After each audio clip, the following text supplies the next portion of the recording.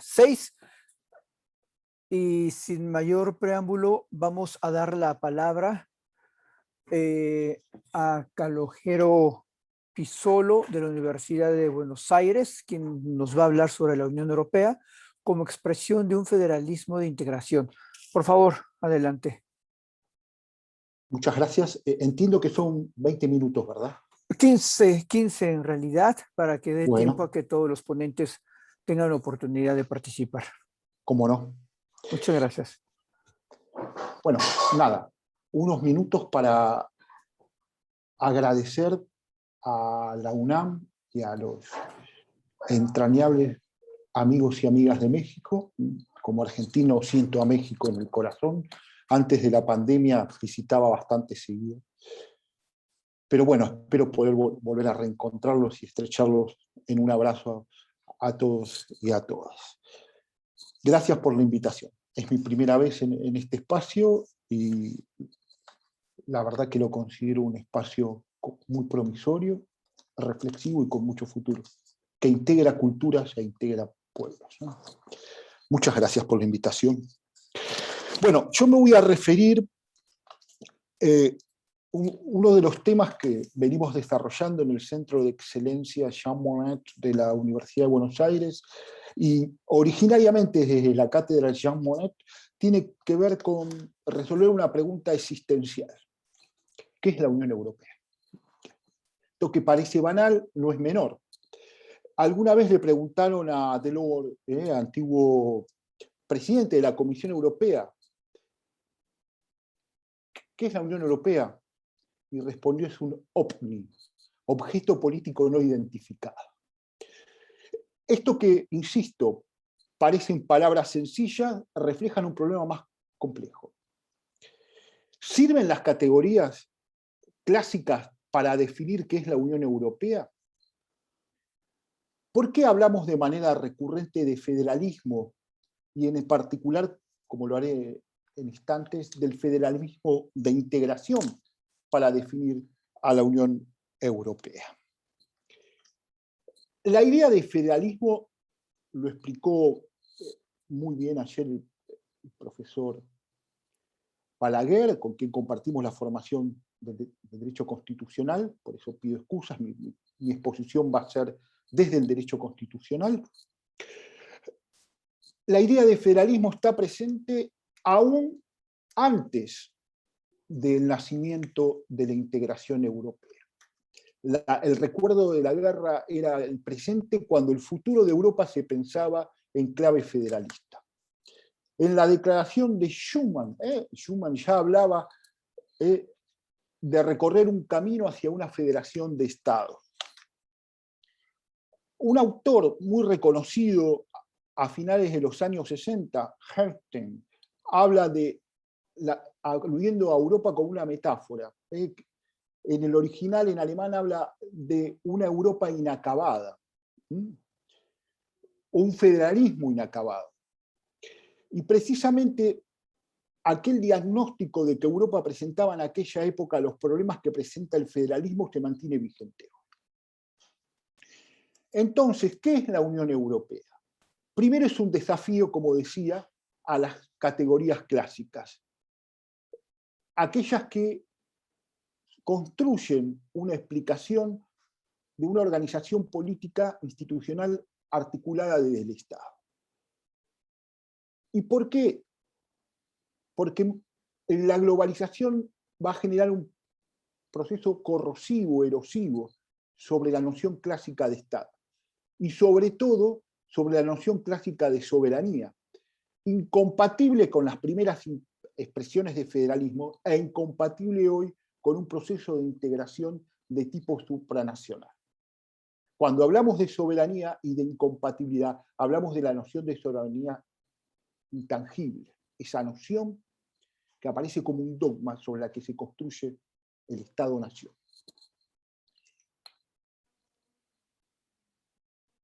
A metros, apenas iniciado el camino discursivo sobre qué es la Unión Europea, encontramos esta noción de federalismo de integración.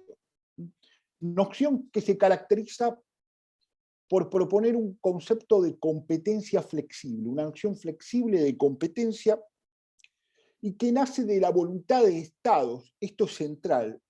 La iniciativa parte de la organización territorial del Estado nacional, independientes, Estados independientes, de crear un nuevo espacio, un nuevo poder común.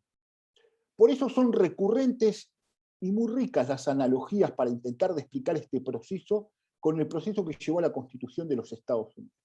Existen numerosísimos trabajos sobre el origen del federalismo en Estados Unidos y la relevancia de este análisis para explicar el origen y la formación actual de la Unión Europea.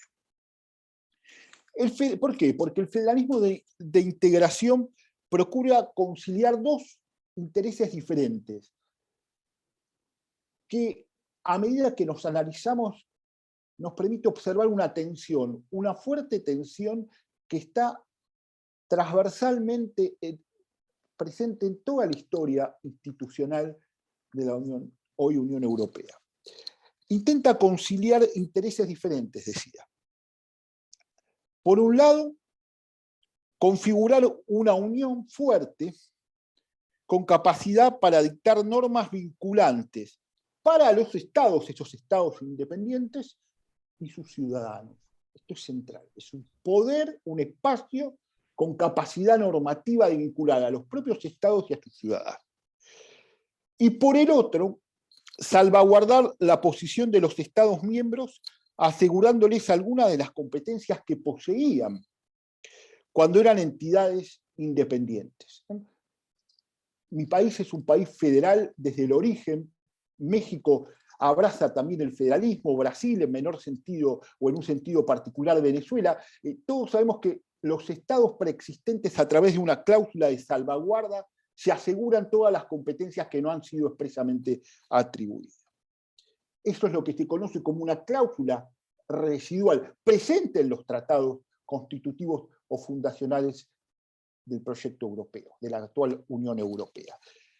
Entonces, intentar conciliar estos dos intereses implica reconocer que existe una tensión que no es de hoy, es de siempre.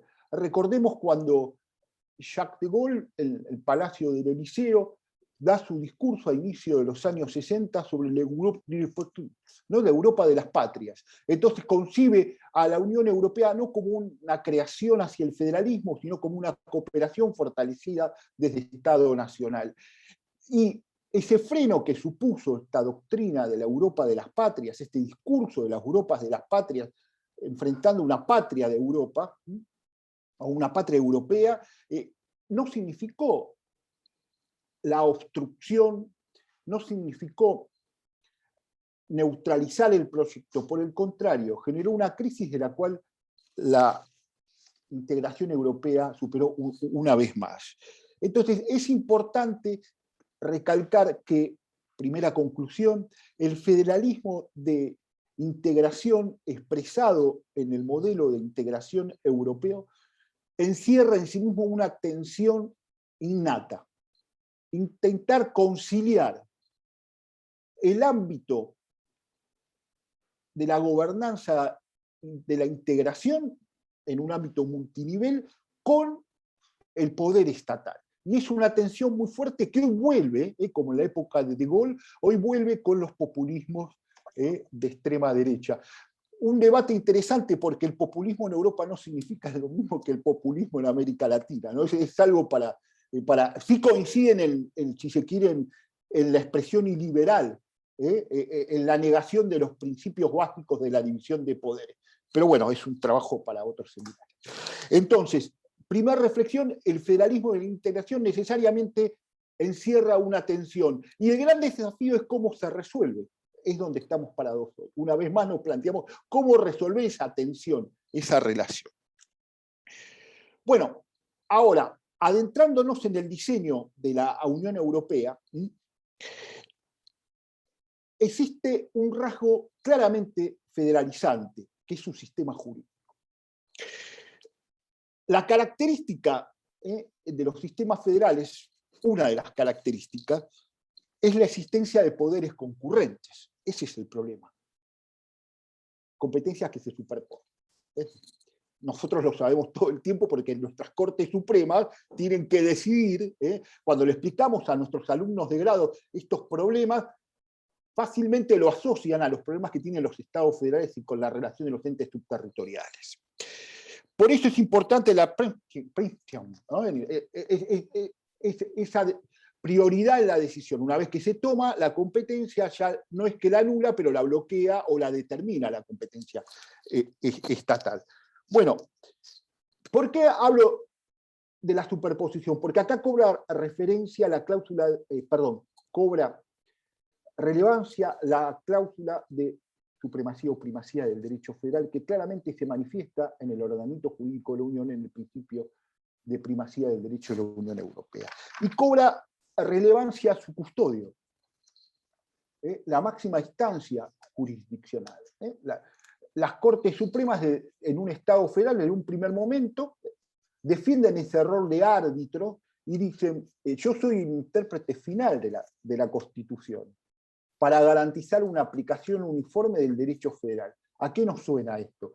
Yo soy el intérprete final del derecho de la Unión Europea para garantizar su aplicación uniforme en todo el territorio de la Unión. Hasta ratificado en el caso Meloni, todos doy por entendido que conocen el caso Meloni, donde el Tribunal de Justicia se aferra a una primacía absoluta como en los años 60, 70, y después, presionado, es una expresión de esa tensión interna a la que hacía referencia, presionado sobre todo por los tribunales constitucionales, en el caso Tarico, un contencioso muy interesante para analizar entre Luxemburgo y la consulta, entre la Corte Constitucional Italiana y el Tribunal de Justicia de la Unión Europea, cambia lo que yo llamo por una primacía integrada, ¿no? Una primacía integrada a tradiciones jurídicas de los Estados miembros. En el medio el gran debate por la identidad constitucional, ¿no? Un debate muy fuerte que plantean sobre todo el Tribunal Constitucional Federal Alemán y detrás de él muchos otros tribunales constitucionales, que, insisto, manifiesta esa tensión entre el Estado y su intérprete jurídico y el nivel supranacional jurídico y su intérprete por competencias, sobre todo en materia de derechos humanos, donde se da ese debate y esa tensión permanente. Fíjense ustedes que los grandes debates hoy, en las grandes tensiones entre los Estados y la Unión Europea, se plantean en materia de derechos humanos. Migración, por ejemplo. Perdón, le quedan 3 minutos. Muchas gracias. El tema de la gobernanza de la zona euro y cómo afecta la calidad del estado de bienestar.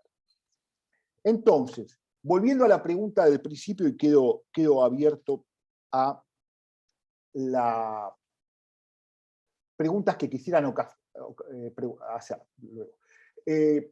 Cuando nos preguntamos qué es la Unión Europea sin duda es, como diría Friedrich, un autor de la diáspora alemana federalista especialmente radicado en Estados Unidos, es una organización política, si se quiere, que impulsa, por su dinamismo, llega a constituir un federalismo sin federación.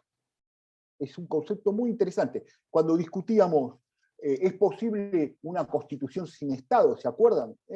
Debate que nos granjeó más de una enemistad con los colegas internacionalistas. ¿Cómo una organización internacional va a tener una constitución? Bueno, esto es lo mismo, un federalismo sin federalización.